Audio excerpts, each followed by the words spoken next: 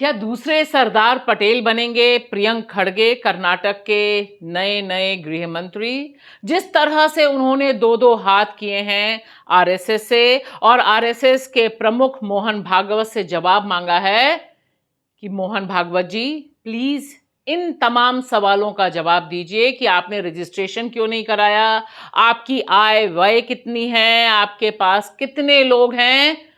क्या इन तमाम सवालों को पूछकर प्रियंक खड़गे ने जो नई नेशनल डिबेट खड़ी की है, उसके बाद वह आरएसएस पर कंट्रोल यानी काबू करने में कामयाब हो पाएंगे?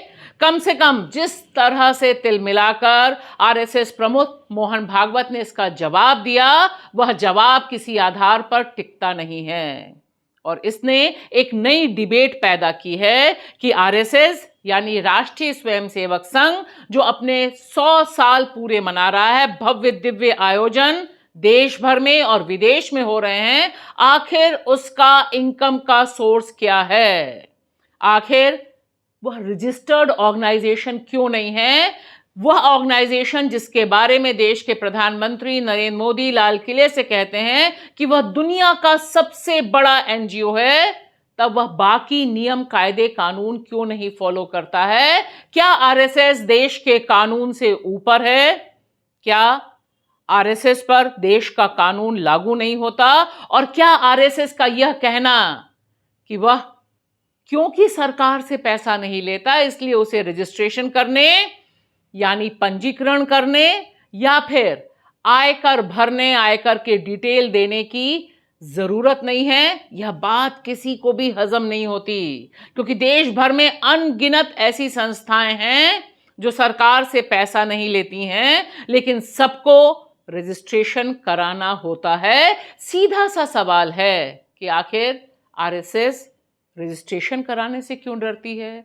आखिर आरएसएस अपने पूरे सोर्सेस को पब्लिक को बताने से क्यों डर रही है? और क्या यह सवाल दूर तक कांग्रेस की फाइट को ले जा पाएगा आरएसएस के खिलाफ? नमस्कार दोस्तों, मैं आपकी दोस्त भाषा, आप देख रहे हैं बेबाक भाषा पे हमारा दो टूक कार्यक्रम। इस दो टूक सवाल के साथ कि कर्नाटक के गृह मंत्री प्रियंक खड़गे क्या देश के दूसरे सरदार पटेल बनना चाहते हैं?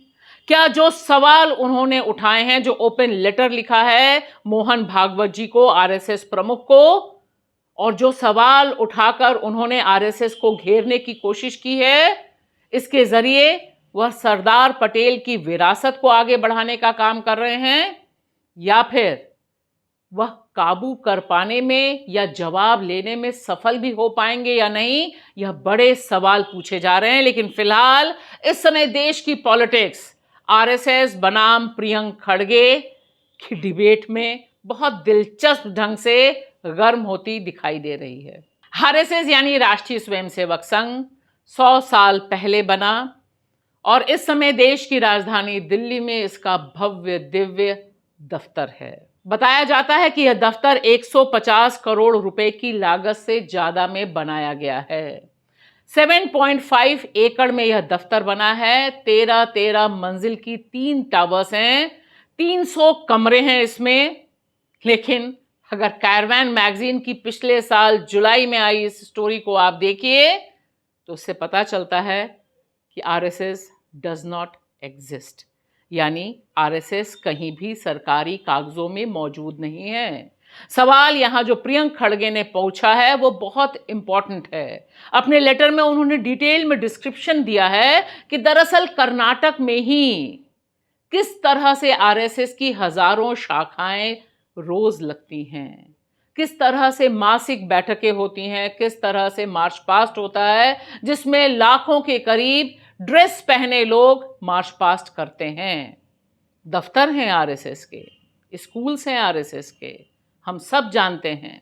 ऐसे में प्रियंक खड़गे का यह सवाल निश्चित तौर पर बहुत बड़े सवाल उठाता है और एक नई ढंग की डिबेट, हालांकि नई ढंग की नहीं है लेकिन डिबेट लंबे समय से चल रही है। इसे बिल्कुल सही समय उठाया है प्रियंक खड़गे ने, क्योंकि देश भर में इस समय जो चंदा चोरी की कहानियां चल रही हैं और खास तौर से अयोध्या में राम मंदिर में 1400 करोड़ से अधिक की चोरी का मामला गरमाया हुआ है, उसमें भी अकाउंटेबिलिटी की बात है।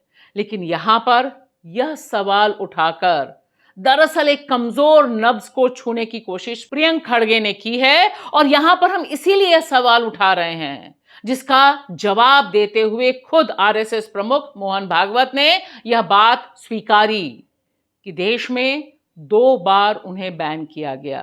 और यही सवाल हम यहां पूछ रहे हैं कि जिस तरह से महात्मा गांधी की हत्या हुई और उसके बाद देश के पहले गृह मंत्री सरदार पटेल ने बैन लगाया आरएसएस पर, और उसके बाद से लेकर अभी तक आरएसएस के ऊपर यह कलंक लगा हुआ है कि महात्मा गांधी की हत्या में उनका हाथ था।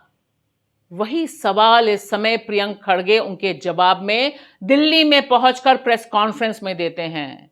कहते हैं कि पूछना चाहिए कि आखिर यह बैन क्यों लगाया गया था, और यह बात भी किसी से छुपी हुई नहीं है कि इस समय 2026 में कितनी ऐसी संस्थाएं हैं देश में जो विदाउट रजिस्ट्रेशन अपना काम कर रही हैं। ऐसे में लोग सोशल मीडिया पे कह रहे हैं कि एक घर रजिस्टर कराने के लिए, जमीन को खरीदने के लिए तमाम प्रक्रियाओं की जरूरत पड़ती है, तो आरएसएस इससे ऊपर क्यों है? यहां तो गाय और कुत्तों के भी कार्ड्स बनते हैं, उनका भी रजिस्ट्रेशन कराना जरूरी होता है, फिर आरएसएस को इससे बाहर क्यों रखा गया है?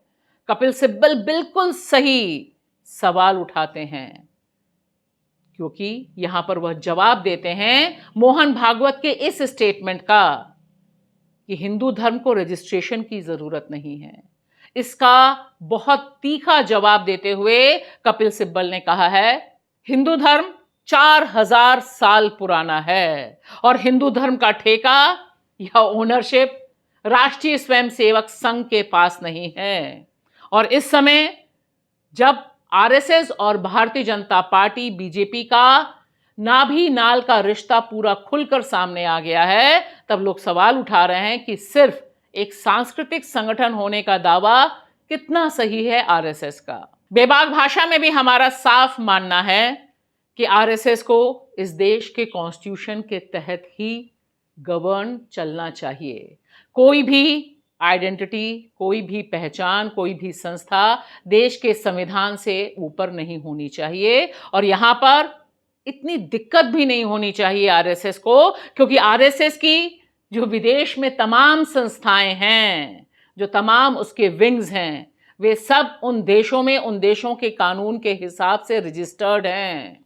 लिहाजा हिंदू धर्म और हिंदू धर्म की दुहाई देकर मोहन भागवत जी इस बड़ी जिम्मेदारी से नहीं बच सकते। और वैसे भी आपके पास बहुत अच्छी अपॉर्चुनिटी है मोहन भागवत जी कि इस समय आप कह दीजिए, जैसा कि आप दावा कर रहे हैं कि हम कोई छुप कर काम नहीं करते हैं, हमारी सारी कार्रवाइयां खुली होती हैं, लिहाजा यह तथ्य भी खोल दीजिए और पब्लिक डोमेन में आ जाइए कि कितना पैसा कहां से मिलता है, आय और व्यय का ब्यौरा दे दीजिए। बहुत सिंपल सा सवाल प्रियंक खड़गे ने पूछा है और यह देश निश्चित तौर पर आपसे जानना चाहता है।